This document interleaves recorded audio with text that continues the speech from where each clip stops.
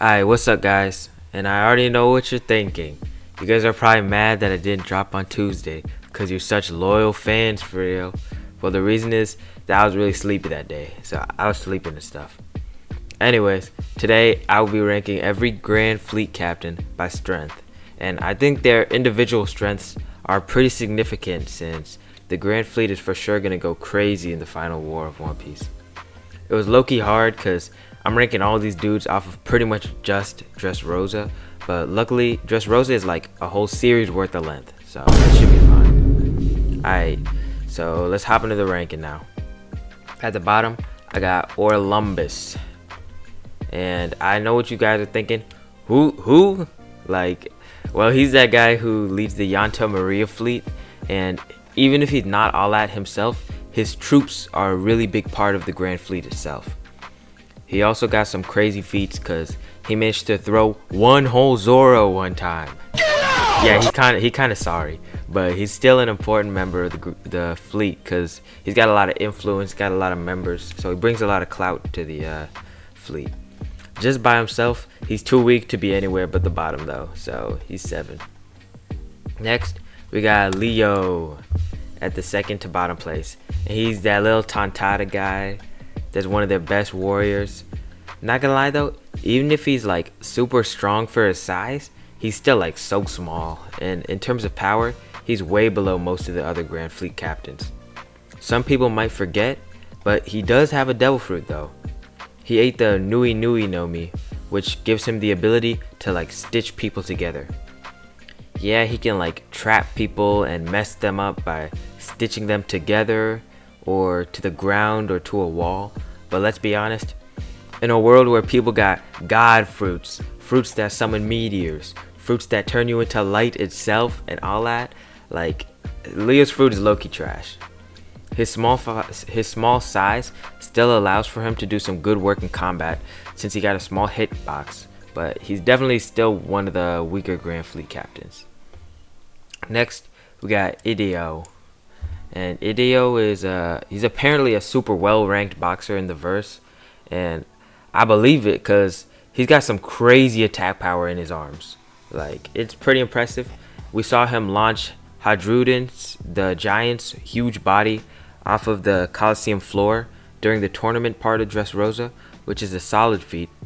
During the main combat part of Dressrosa, he scrapped with Dellinger and he lost, which is super lame if I'm being honest. But like, Dellinger was not even close to being the strongest Doflamingo minion, and Ideo didn't even do much at all in the fight, so he's definitely on the weaker end of the Grand Fleet captains.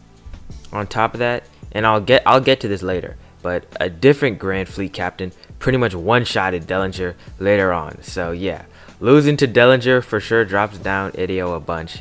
Strong arms and punching power, but he don't got much else going for him. Next, we got Hadrudin, who I was talking about before. He's the giant. The biggest thing that he got going for him is the fact he's a freaking giant. Giants in One Piece always have a decent amount of strength just off of their race, and Hadrudin is definitely a high-end giant considering the fact that he's like one of the most promising giants for the future. He's the leader of the new giant warrior pirates, so he's definitely got some clout in Elbaf. He's also got some absurd physical strength, which we saw when he punched that really fat dude from Doflamingo's crew. Dude weighed like 10,000 pounds, so that's genuinely insane. Only problem is that Hadrudin is he's such a big target, and he doesn't really have any outstanding stats or abilities beside his physical prowess. Like we saw in Marineford, Oars Jr., he was so big, so he was just getting cooked by like finisher moves by everyone. I'm interested to see how he plays into the Elbaf arc, since he's a giant, and he probably will have some dope feats later on from that, but for now he ends up in the middle spot. Alright, real quick, I'm shouting out someone from the comments every video, so shout out to G Verma 4316. I got you with the One Piece videos, dog. Alright, back to the video. Next, I got Sai, who is the successor of Qin Zhao. I think Sai and the other 2 members that I haven't ranked yet are the only Grand Fleet members who I see as being like truly strong already. Sai bonks Qin Zhao on the head hard enough to break its like pointiness, which is actually a crazy feat even if it's kind of silly. considering the fact that Qin Zhao was putting up a decent fight against Luffy back in the Colosseum. Sai also beat Lao Ji, which is pretty impressive, and he was one of the only Grand Fleet captains to actually beat a Doflamingo family executive in the Dressrosa arc.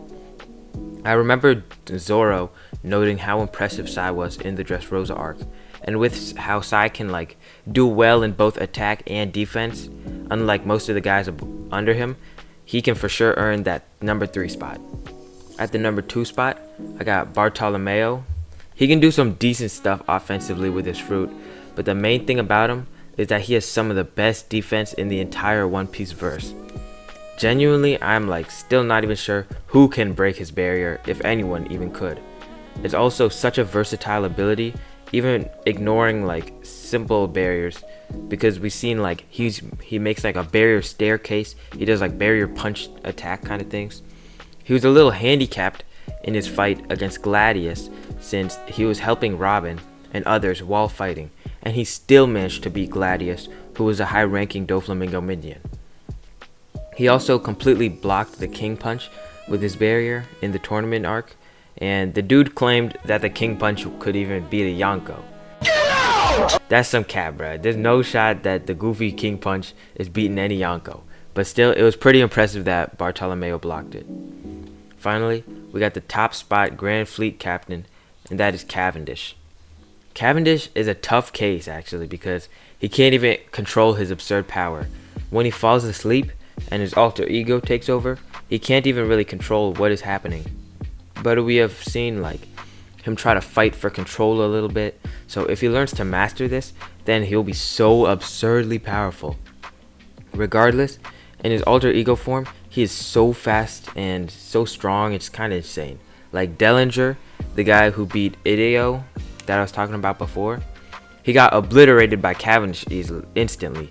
We also saw this in the Colosseum when Cavendish wiped out almost everyone in an instant once he fell asleep and followed his alter ego, like allowed his alter ego to take over and just kill everyone, or at least whoop them. And Orlumbus, the dude who I ranked as the weakest Grand Fleet captain, he was one of the people that Cavendish one-shot. This dude really is one-shotting Doflamingo family executives and even his fellow Grand Fleet captains. So he for sure gets the top spot for me. Like, so much potential, and he's already so strong. So, alright, thanks guys for watching, and consider subscribing if you're down, because I'm trying to get monetized. Alright, bye.